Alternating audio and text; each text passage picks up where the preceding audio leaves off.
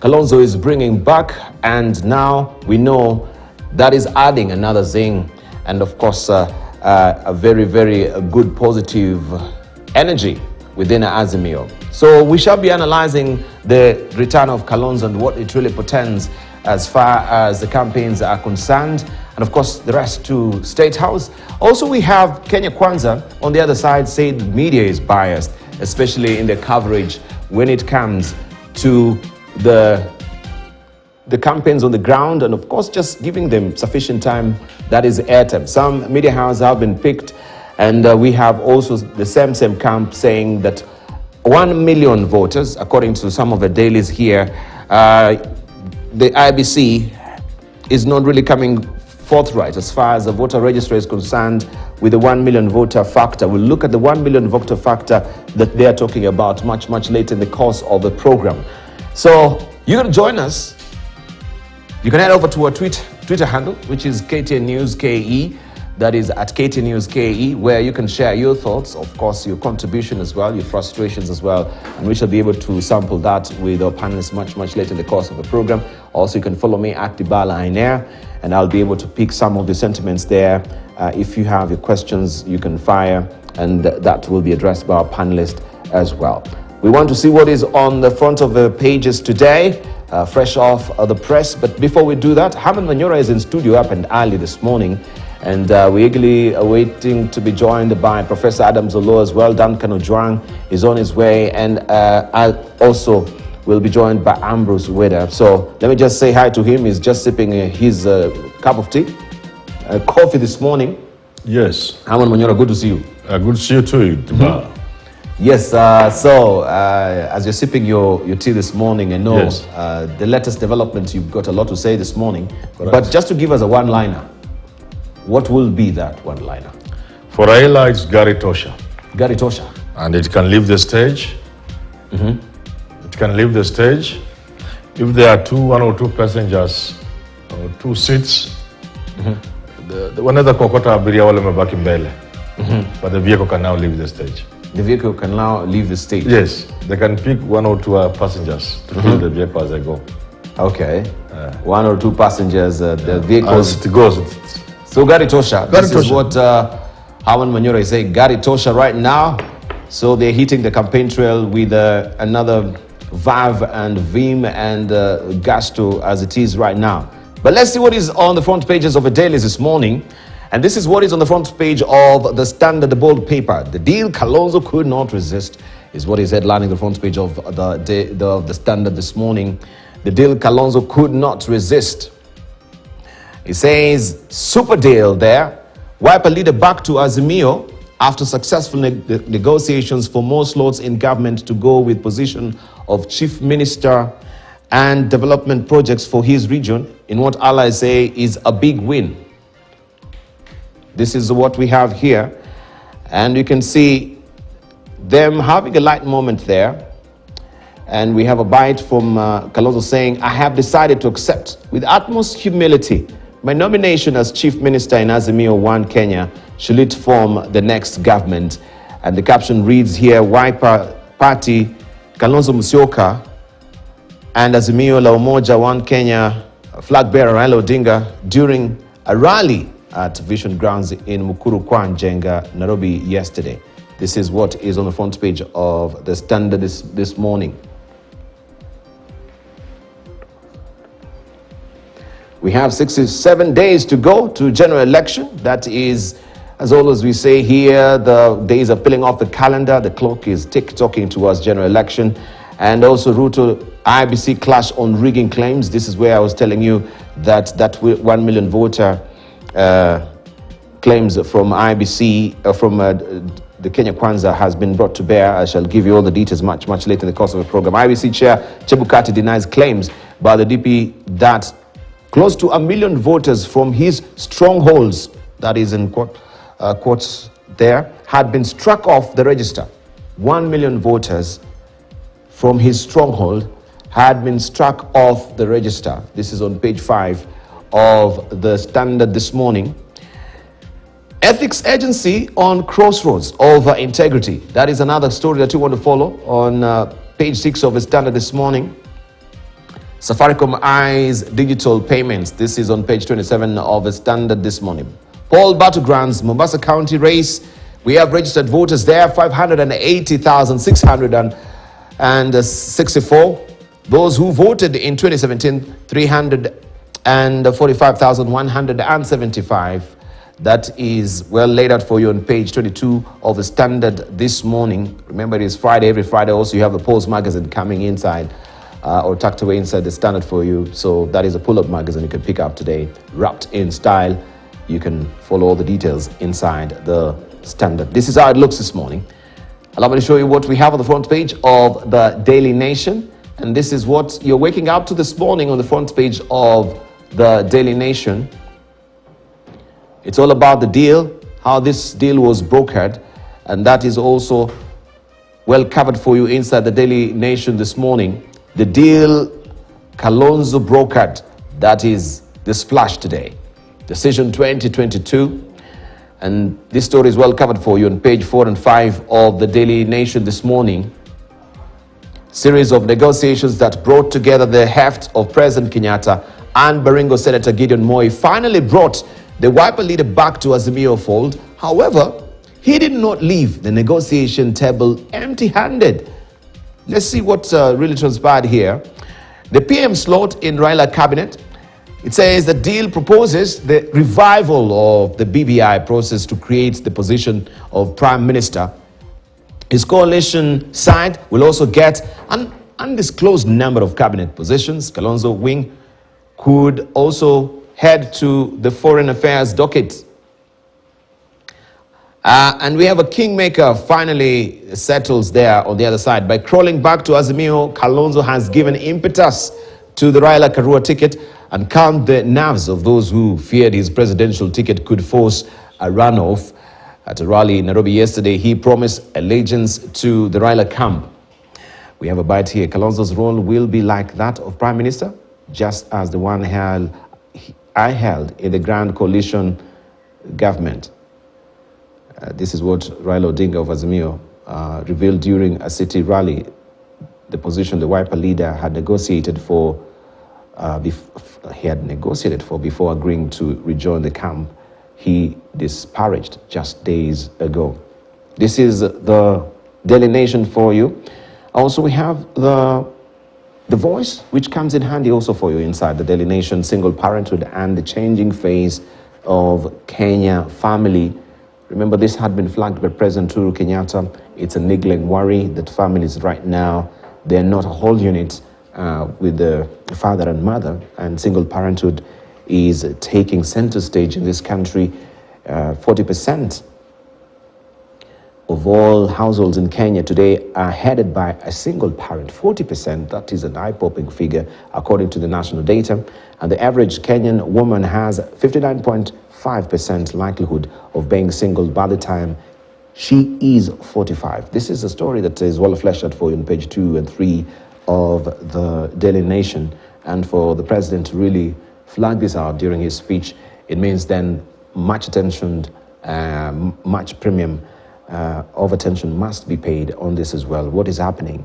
Because family is the essence of a society, the essence of a country. Who Moved My Cheese? If you've read that book, that is the title that we have here today. Who Moved My Cheese? Monkey business. In meeting with European Union diplomats, the Deputy President claims, without providing evidence, that close to 1 million registered voters in areas perceived to be his strongholds have been removed from the electoral agency's register, and asks for a free and fair presidential contest. The story is well fleshed out for you on page 7 of the Daily Nation this morning.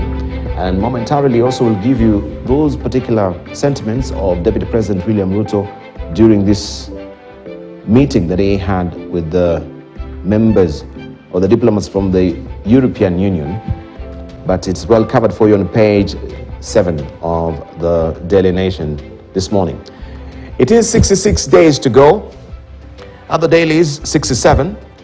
And so we'll more or less, this is where actually it should be. So we can see we're heading towards the general election and days quickly moving towards that particular side. Good. Allow me to show you what we have on the front page of the Star and the front page of the People Daily as well, so that you get to also know what is other dailies are saying this morning. And that is coming up shortly. But I want to engage Herman Manyora also just to tell us so far, especially with the claims that 1 million voters from William Ruto that has been scooped away from him by IBC. These are serious claims, especially coming from Deputy President William Ruto because of his position.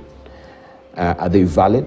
We have IBC also countermanding that, saying, we are laying all these fears and there's no credibility from that particular statement from Deputy President William Ruto. 1 million voters, that is an eye-popping figure. Yeah, it is a big figure. And that even makes it easier for somebody to identify it. If indeed it is true somebody has touched a button somewhere and 1 million votes from your stronghold have disappeared, it's very easy to prove it. If it was like 50,000, you may have to look for it. But 1 million, it should be very obvious. Just show, say, here it is. And the IBC have had them challenge those coming up with allegations. Said, please come and prove it. Come and show us. I've heard it from the CEO, Rajan. It's called Rajan. I've also heard it from Chepukati. And where, how? Come and prove it. I don't think it's possible. It's just that the chicken are coming home to roost. And it is becoming clear to William Ruto that this election is gone. So that is what we are witnessing. But the more fundamental problem here, the bar, is that this is dangerous. I watched and listened. I watched and listened as the Deputy President talked to the EU ambassadors. And he said, when he talked about rigging, yes, in the Kenyan parlance, I could see some ambassadors sitting up. And then he talked about this is dangerous.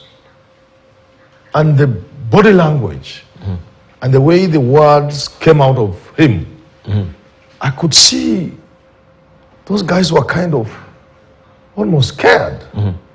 So I too felt a little scared. I don't think we want to tamper with this election. It could be too costly. And therefore I would urge the Deputy President, if he has tangible evidence, early enough like now, please let him table it. The people of Kenya will be happy to see this thing addressed, and therefore the challenge is to the Deputy President of the Republic of Kenya to come out clearly and indicate and show these machinations about rigging, and in particular about the 1 million votes. He owes it to this country. He owes it. It's critically important. But you don't think such a statement will just carelessly tip off his tongue? He could be having... the by-elections have reached a point now where the temperatures are very high. And the people can speak out of turn. At the same time, where we have gotten, it could be clear to William Ruto that the election is gone. And they could be coming up with a Samsonian option, where if I'm not getting, you two are not getting it. Yeah, that is dangerous for the country. And therefore, I repeat, let the Deputy President of the Republic of Kenya, William Samoei Ruto, point using his finger where the rigging is, and as I said in particular, these 1 million votes that he says have been moved from his strongholds. This is very important. He has to show Kenyans, because he could be right. IBC has a bad past. He could be right. So let him just help us by pointing out exactly this 1 million votes. So evidence is very key. It's key because this is not a laughing matter. This is something that can bring the country down. Yeah. You don't, and from the position of Deputy President, and And you know, by his own admission, he receives intelligence immediately after Uhuru Kenyatta. So this is a powerful individual who can't just be talking. If he has evidence that somebody is attempting to mess this election, somebody in particular has moved 1 million or so votes from his strongholds, he must table that evidence. Kenyans are asking that he does so. Yeah. Right, indeed. Yeah. Kenyans are asking that he tables the evidence. That is according to Herman Manyora. We have a full house, but before we go there, let's just see what the Star is holding for us this morning. Deal that returned Kalonzo to Azimio is a splash there. Three-legged stool, a chief cabinet secretary position, and 30% of government, according to the Star on top there. That is what the flagger is reading. And the undisputed Ukambani kingpin will likely bring Raila about 2 million votes in the region. This is on page 4 and 5 of the Star this morning. If we may just pick it up so that we can show on. And then 30% share of slots vote gator for Kenya Kwanza in Western region. This is on Siasa. It is Friday, and every Friday also the Siasa pull-out magazine inside the Star comes in handy for you there. And we can see on that particular front page of the Star,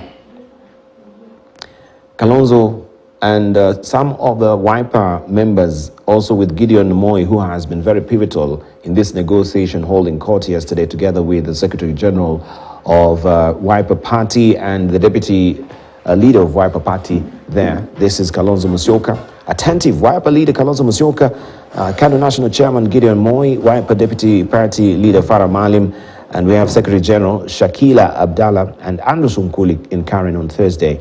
This is yesterday. And after that, we know they were on campaign trail with Raila Odinga. Ruto, 800,000 voters have been deleted from register. So we have different figures here, 1,800,000. This is what the Star is saying here. UDA presidential candidate, Deputy President William Ruto, has alleged that nearly 1 million voters, mainly from his strongholds, have been irregularly removed from the voters' register. However, Independent Electoral and Boundaries Commission Chairman Wafula Chebukati dismissed the claim, saying data of all voters is intact. And you remember they had the demands as well that KPMG, which got that particular contract for voter verification, should also reserve the original data that they have so that they can see the before and after, right? And this is also maybe where these claims are really emanating from. The story is well fleshed out for you on page 6 of the Star this morning. GSU officers open fire on Masimba protesters. They're killing 4 there. And this story is on page 2 of the Star this morning. 66 days to go.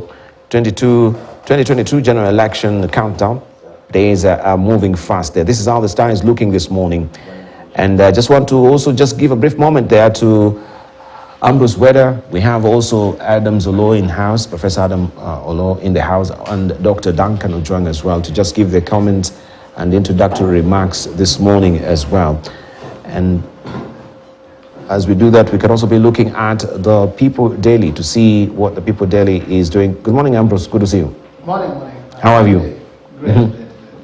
Yes, so the latest development, according to your assessment, allegations from also Deputy President William Ruto, with what is happening with IBC and this 800,000 voters, 1 million voters that have been irregularly removed from his stronghold. Do you think these claims have any veracity right now? Thank you so much. Thank you for having me, the bell. First and foremost, I think we must appreciate that during elections, we have common vocabulary that is used generally. Common vocabulary. Yeah, common words. You'll always hear them in any elections. America, Kenya. One of them is rigging. You are going to rig. You are going to rig. This time it is not Honorable Raila claiming that is rigging. It's now the Deputy President. There's rigging. There's always the vocabulary of tampering with voters' register. There's always the vocabulary of not registering people in my stronghold. All those are part of the electoral vocabulary when the heat is about to reach the top. So I think, one, the Deputy President may be using that vocabulary. Secondly, he may, in my view, be fairly alarmist if you are looking at how it works. Because one, if your name is removed in the register, all you need to do is to go and tell your supporters, like now there is verification of the register. You will check and you will find your name is not there, and these people will raise a hue and cry, and there will be evidence. Secondly, the IBC on its own part should also, when this is said, they would come up very quickly to say, this is the position. Let us see these people whose names have been removed. They are there, because these are electronic things. So-and-so is here, he had registered, he was there, his name has now been removed. These are evidences we need so that the country does not boil up. So, finally, I think also the Deputy President may be trying to put IBC and Honorable Raila's side in the defensive. Why? As a message to his base, be careful, get ready, watch your votes, because these people are going to steal from us. They know we are going to win, therefore they are trying to reduce our votes. So it will agitate people, and then people will be coming out strongly to vote. They'll be watching their votes. So there are many reasons, but I don't think it's very easy just to go to a perceived stronghold and then you remove 800,000 votes. First of all, the figure 800,000, where did he get it from? He knows where he got it from. Did he do a census? You know, we also, as rational thinkers, we must think logically, rationally, and say, what did he himself do some pilot census to know in Kilgores they removed 10, in Uyoma they removed 2, all these things? No. So I think he's using the vocabulary, but also he's speaking to his base to be worked up so that they are ready to come and vote. To come and vote? Oh, yes. Okay. Honorable Raila has used it over the years. Rigging, they are going to rig, they are going to rig. He has always said, you see, we were rigged out. Even when he's with the Uhuru, he keeps on saying, you rigged me out. I want you rigged me out. So it's a language also that we use. Outside in the constituencies, you'll never meet, I don't know whether you have met here, anybody who comes to consider, say, I ran for elections and I did not win. We will always say, including myself, I was rigged out. They rigged me out. These guys rigged me out. So it's a language. It's a language. Okay, let me cross over to also Professor Adams Olo as well, and Duncan Ojwang. Good morning to you. Morning, Nibal. Morning to you. Right, thank you very much for joining us this morning, and we just want to get your feel on the latest development as well. We shall be getting into the nitty-gritties of it much later in the course of the program, but I just want to get also introductory remarks this morning with the latest claim from Deputy President William Ruto, also with the big shift of the U-turn now of Wiper Party leader Kalonzo Musyoka as well back to Azimio. Duncan, let's begin with you. Good morning. Good morning to you. Yes, I think that, you know, they say text without context is pretext. I think the framing is by itself problematic and shooting from the hip. Remember, this started by IBC's own admission that the voter register was tampered with. So for any analysis to parachute directly to what Deputy President is saying without the context, the admission of IBC that the voter register is not safe. We know that the voter register is at the IPMG that is being audited to weed out maybe people who need to be removed. UDA have written to IBC severally asking for the raw data from them of the voter register. I was in Bomas where one of the contestants, I think for Ford Asili, said that severally he has approached IBC for voter register. He was told to pay. He paid 20,000, and the voter register that IBC gave him was for 2017 and not the current one. And he asked himself, media was there in Bomas the other Monday when Chebukati and the team met the presidential candidate. I was seated there, and they were saying, why did you give me the 2017 register? There is an issue that the people who presided over our election last time are not carrying over with that registration. They have withheld those data, and they are saying you have not finished paying me, and I'm not going to release this data to IBC. Because they're the ones who had the register that we used. It's in their server, it's in their system. And they're saying, no, I'm not allowed to just transfer this data to UIBC until you have fulfilled what the contract said. So the truth is that IBC is stranded. It does not have even the previous register, the full of it in the digital, because the company that developed it are not moving on to 2022. This is a new company that nobody knows about from the US. They are in charge of the voter register. Nobody knows who is going to carry the digital verification. Remember, our voting is manual, but the verification is digital. So if we only put things in context, then we can now start talking. But when we shoot from the hip and say, Deputy President said, on what basis was he saying it? Remember, it is IBC, on its own admission, came out publicly and called the press and said, we have a problem with our voter register. One of us have tampered with it. Surely in such a surmountable proof and such a surmountable scary message from Chebukati, can somebody accuse Deputy President of putting this country into panic more than what IBC own admission put? We are investigating, we shall prosecute these people, this is so bad, it has tampered with the integrity of our voter register. What other proof do you want from Deputy President? Add and couple it with the over-enthused ministers who are saying, Baba, we have done what we were supposed to do. Baba, we are preparing what you have told us to prepare. Surely, are we in the same country, or I'm arguing from the Uganda side? Why don't we start from what IBC said? So here is a case where the victim is told, you bring your own evidence, and clearly and neatly, the role of IBC and their own admission in broad daylight has been swept under the carpet. What are we working with?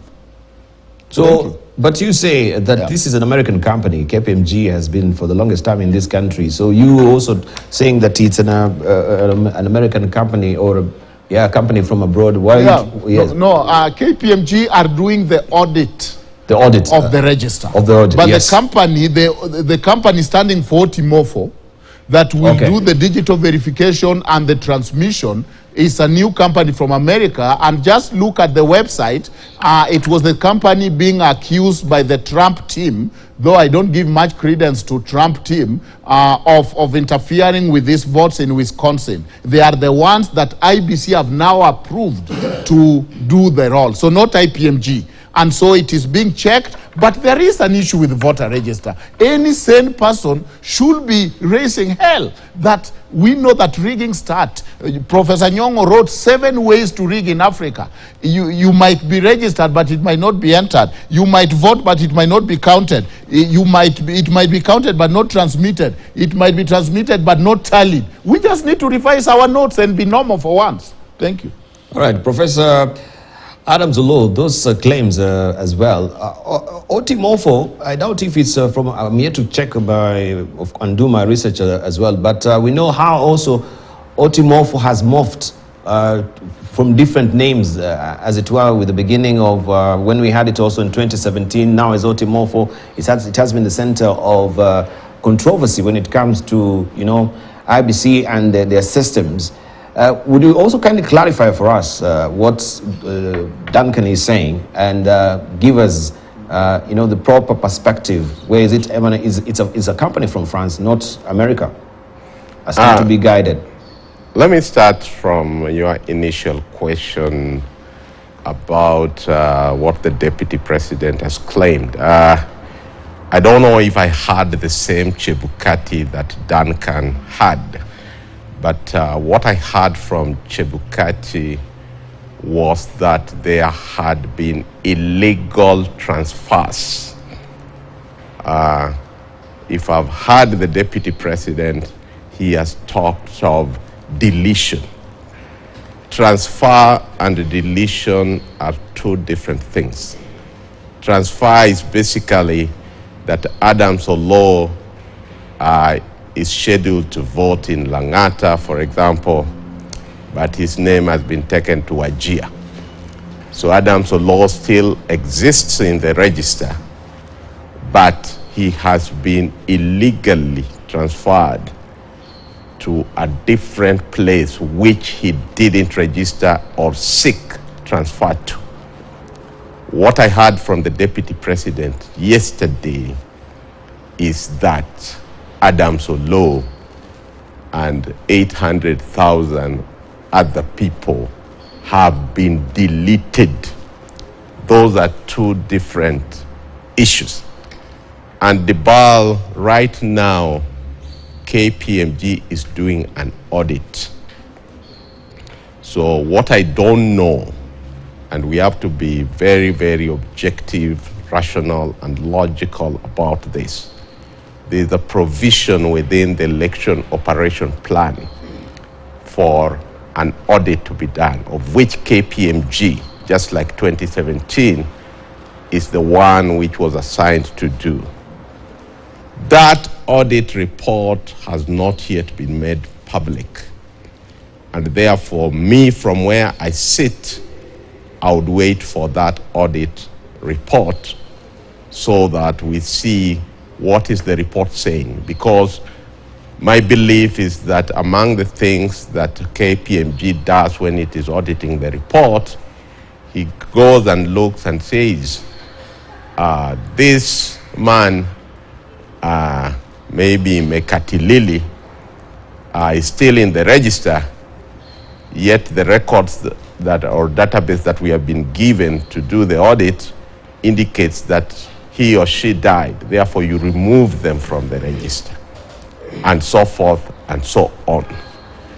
Therefore, me, I don't know where the DP has gotten his, in quote, evidence from, but one would have to wait. The second thing that one might ask is his statement alluded to his stronghold. If you do inference, one would therefore ask that what about the Azimio stronghold? Does he also have information on what has happened in the Azimio stronghold? Have Azimio, in the Azimio stronghold, are there those who have been added? Are there those who have been retained? So me, I would say that the most rational thing that the DP should have done, and he has a right to question every other process because we want a free and fair election, was to wait for the report, which I think is coming out next week, if I had Chebukati right, for this audit report. And then now stakeholders, I believe, will be called to say, here is the report. Thank you. What issues do you have? But back to the issue of Otimofo, I think the company that has been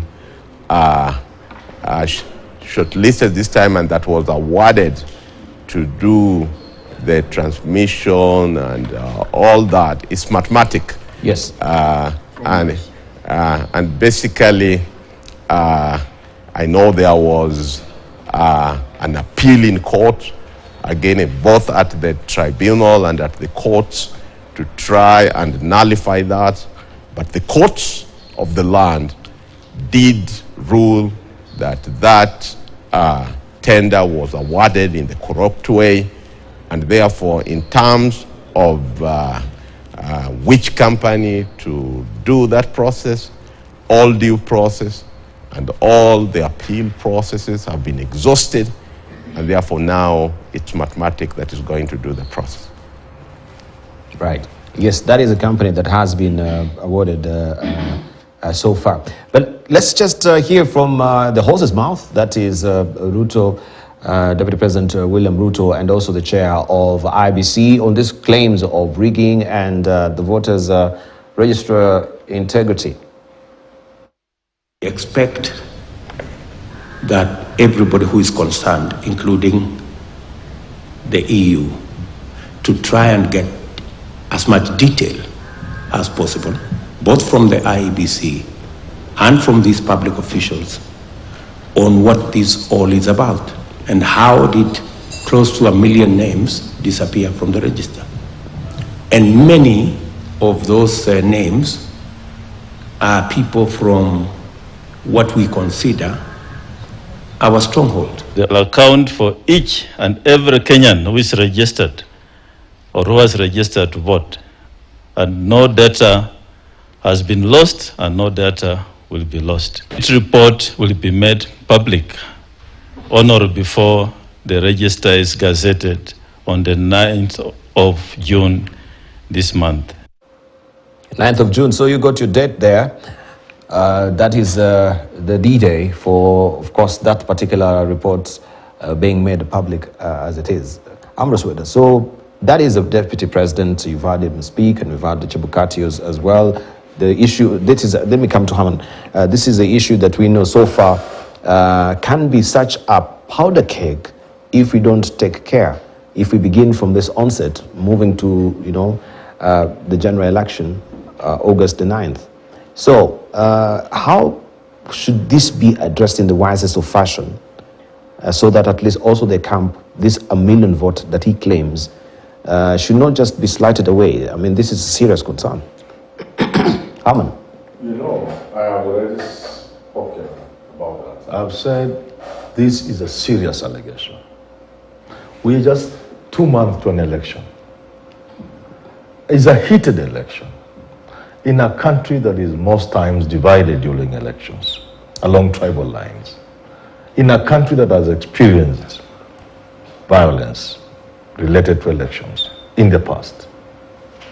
An allegation such as that, really, honestly, must be tabled in terms of evidence. So I have challenged the Deputy President to help this country by tabling the evidence, if he has. Because you cannot make that kind of allegation without evidence. And it's easy for him because he's not talking about 80,000 votes. He's talking about 800,000 votes. It's about 1 million in his own words. It's very easy. If it was like 20,000, you can beat about the bush, but that's a big hole. 1 million out of 22 is a huge hole. It's about 10%. If you have to be exact, perhaps 8-point-something%. That's a huge hole. Anybody should be able to see it and point at it. That's number one. Number two, Diba. About 2 years ago, I did raise the question as to whether this country was ready for elections. Just to invite a conversation, I said, this election should even be postponed. The kind of hits I got in terms of bashing. But the question I was asking was this: are we really ready for this election? How prepared are we for this, ready for this election? You know what, Deba?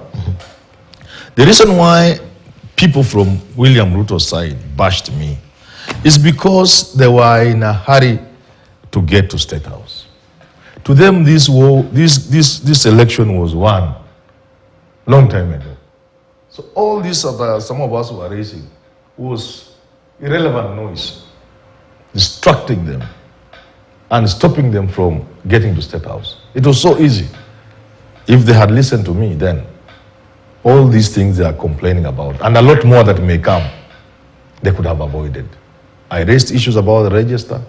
I raised issues about technology and sourcing of the technology, you know. But people dismissed me in serious forums.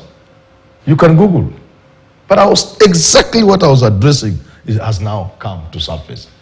That were we really prepared? Did we know what's going on? Who had access to the register? How safe was that register? But coming so close to an election, I want to repeat, the DP owes this country. Because he has taken this thing to the international arena. He raised these issues while addressing or speaking to EU ambassadors. And therefore, it is not enough for IBC to respond in the manner they have responded. In fact, I am blaming and challenging government, Uhuru Kenyatta, and the people who are likely to win this election, Raila Odinga. Raila Odinga has to engage IEBC publicly, directly, and challenge them to respond to what Ruto has said.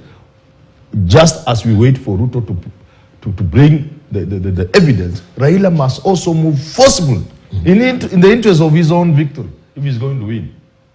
Because I know where the game is going now. The game is this, Deba. You are preparing the ground. You get me clear?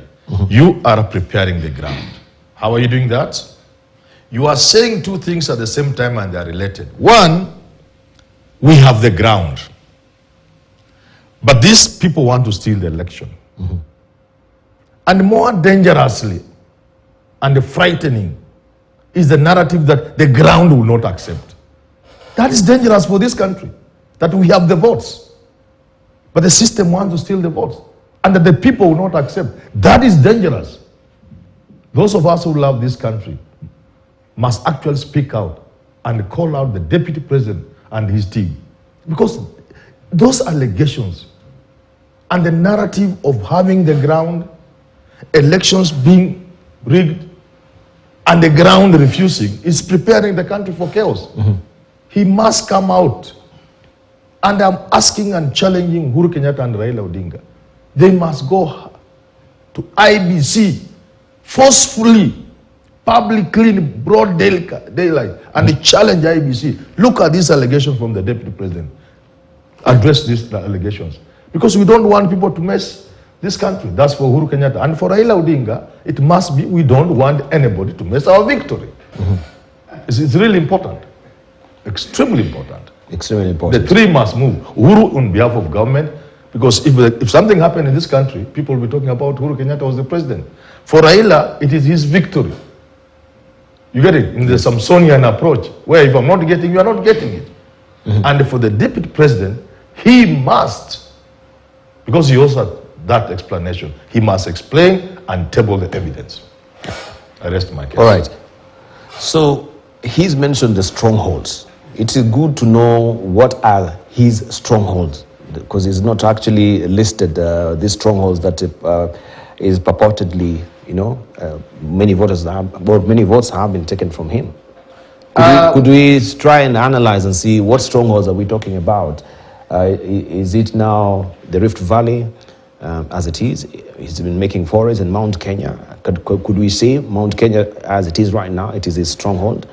We always hear them, they say, Mount Kenya is locked. I think when you are talking about stronghold in the Kenyan politics, then you must ask yourself, what is the pattern? And the pattern is essentially people vote on the basis of party, tribe, and sometimes corruption. So obviously the Kalonzo nation are under lock and the key for William Ruto, just as the Luo nation are in for Honorable Raila. So if there was interference, it would be interference first in the Kalenjin-dominated voting areas. That's number one. Number two, it would be parts of the Kikuyu nation that have now been seen to be locked. Yes. There are parts which are locked.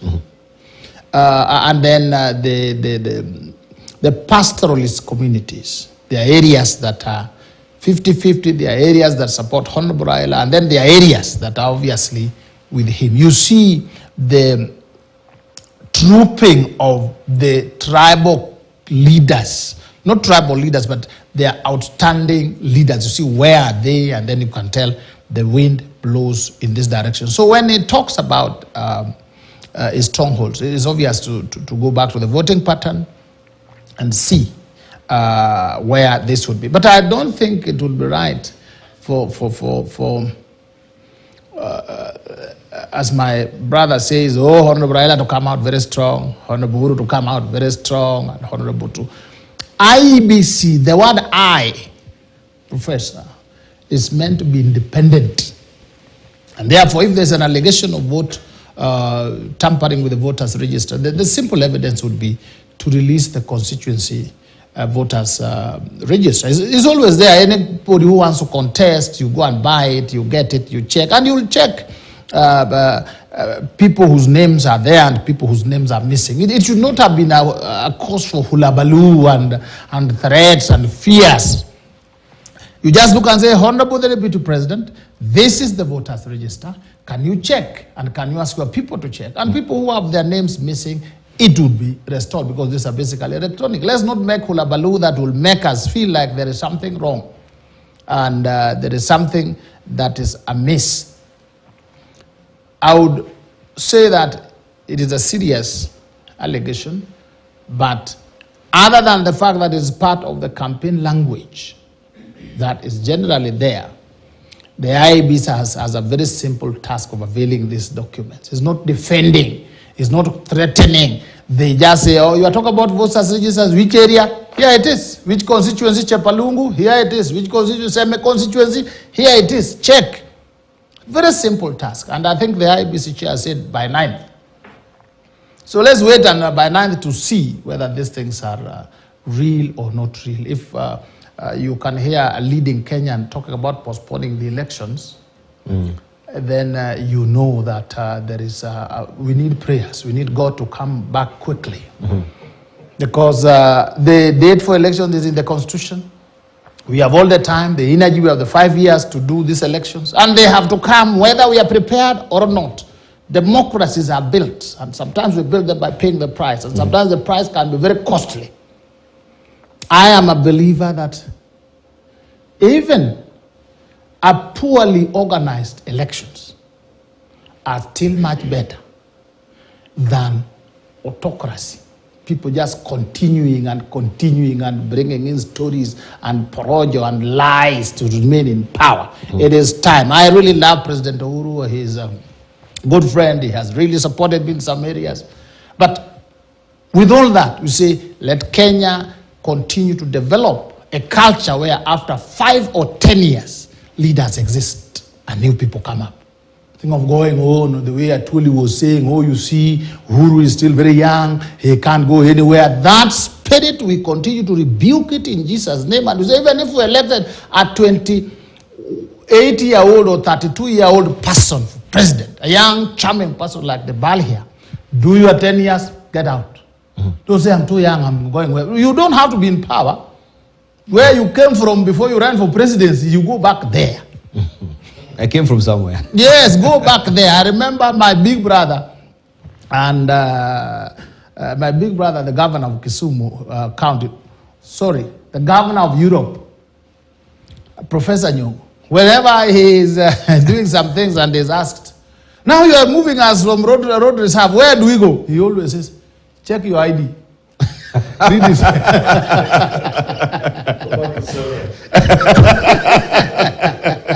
The idea. The idea. Interesting. Yeah. Weather is a good guy. Check your ID. Okay, Duncan, even as we're winding up on this, because we want to now move away from IBC, also media has been put on the spot as well. But you have a challenge. Is there any stitch of evidence that, Deputy President has with this 1 million voters, as he has claimed, that has been taken away from him? Because this is a big, of course, constituent of voters that can really, affect the credibility of the elections at the end of the day. And we're hearing also from, our pundits here that some of the statements that are coming to play right now, like voter rigging, voter suppressions, we'll hear about these sentiments, tripping off the tongues of our leaders as we're heading towards the general election. But looking also in the broader perspective, where we're looking at the security of a nation, the stability of a nation, a very critical time, because we know how emotive elections can be. Do you think also it is a wise of fashion for the Deputy President to come to the fore and tell the public this sort of allegations? Why can't he just go to IBC and have it sorted out with IBC? Then when we know the resultant discussion and amicable solution that really they've come up with. Is a medium or the media the proper channel to use? Thank you, Dibal. I think he was talking to European Union ambassadors. Yes. And I want that to sink, that the ambassadors of all European countries visited with him. And that shows you the international community thinking. That is number one. And that is not a small thing that the European Union ambassadors went to his residence, I believe, had a chat with him, and he was able to articulate this issue. So it happened that media listened to that brief, which is okay. Number two is that we have a pattern here of seeing a squirrel and not seeing an elephant. Not seeing the elephant when ministers talk of the plan, Baba, we had is intact. Baba, we are moving with the plan. The intelligence report is showing that you are winning by 60%.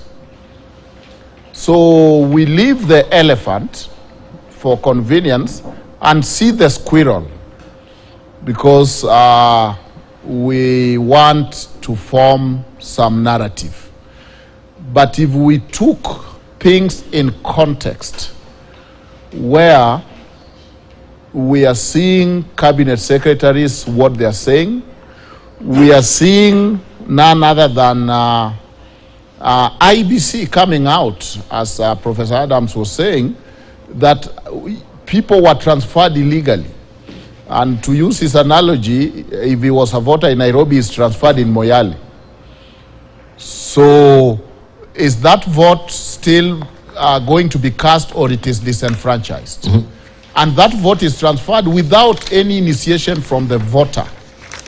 It is transferred on someone in IBC's own account. I mean, what should send the country in panic than that somebody there simply pick other people's name and transfer them? So if that day, because there is no constitutional requirement for you to verify your votes, your registration. So if for that day you go to your place in Kasarani polling station and you find your name is not there, you are a voter in Moyale, is that vote still cast? So there are issues with voter register, and we cannot gloss over them for convenience. They are serious issues. Even if you ignored what the deputy president said and took IBC's own admission and effort, you still have a reason to wonder, do we have a good voter register? Think about it, that with that voter register, what parties have requested IBC is raw data before the audit. Yes, that was a demand that I was saying, raw data before the edit. Why are you particularly intent on the raw data before the edit? Because a good candidate have vigilance. When they say I am going to put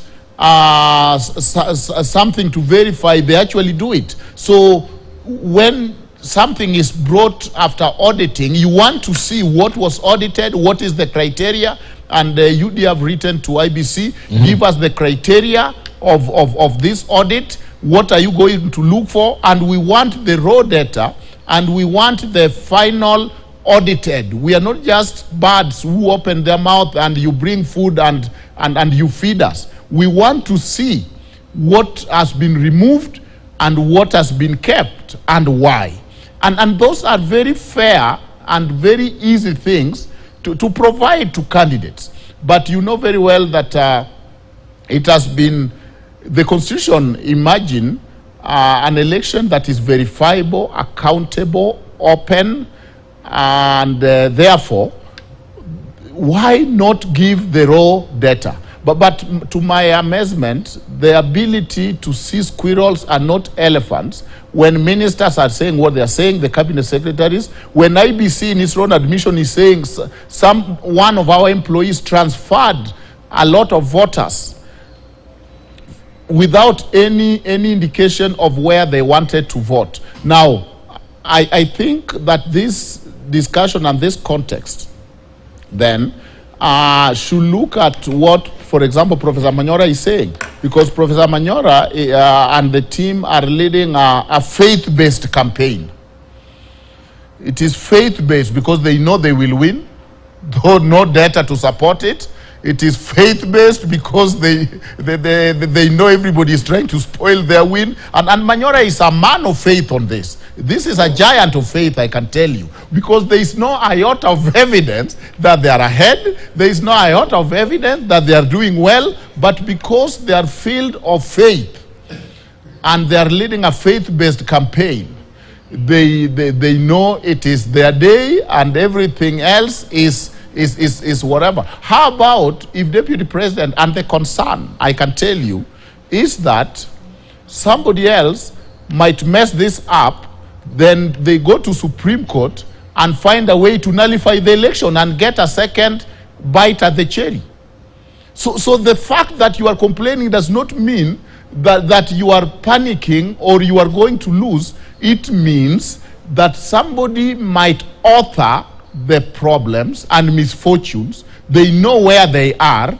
They are getting ready for Supreme Court so that when he has won, they will go to Supreme Court and say, look, this election was not verifiable. This election was not free, Bwana.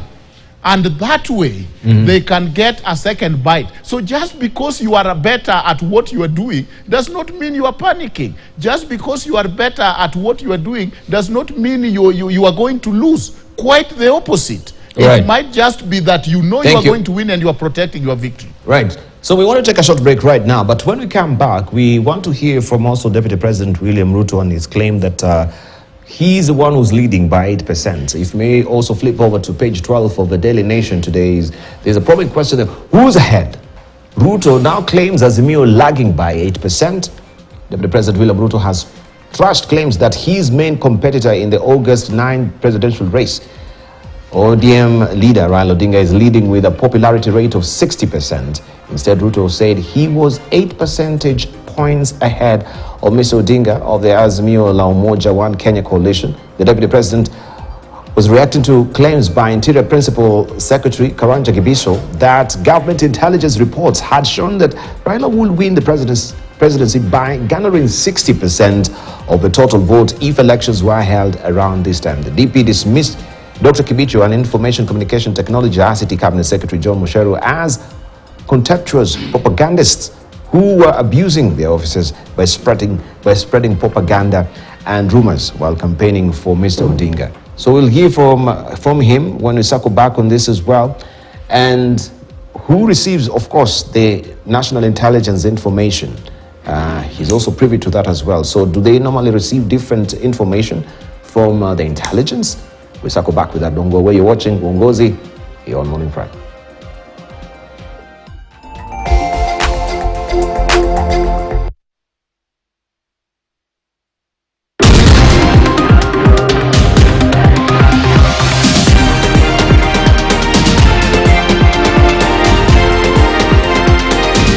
KTN News. Get the whole